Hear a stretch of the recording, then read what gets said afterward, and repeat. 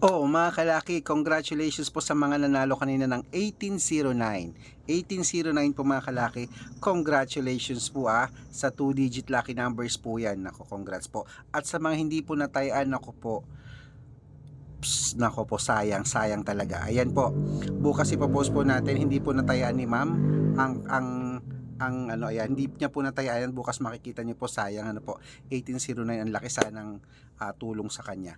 Pero ngayon mga kalaki, ngayon pong March 5, ayan, magbibigay tayo ng mga lucky numbers uli, ng mga libreng lucky numbers itutuloy po natin yung mga nasimulan natin, ng mga nabigyan mga kalaki ng mga 2 digit, 3 digit, 4 digit, 6 digit po basta po makakapag-antay.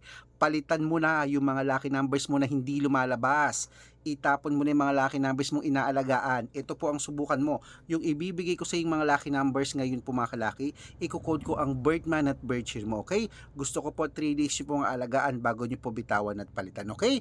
At syempre po mga kalaki, dito lang po kayo magko-comment sa comment section dito sa video na to. Dito lang po kayo hihingi ng lucky numbers. At every 10 minutes o 5 minutes o 15 minutes magre-reply po ako, titingnan ko kung naka-follow kayo, nag-share, nag-heart mga kalaki Uulitin ko, libre po ang mag-share, pipindutin nyo lang yan, mag-heart, mag-comment, libre po yan at dapat naka-follow, okay?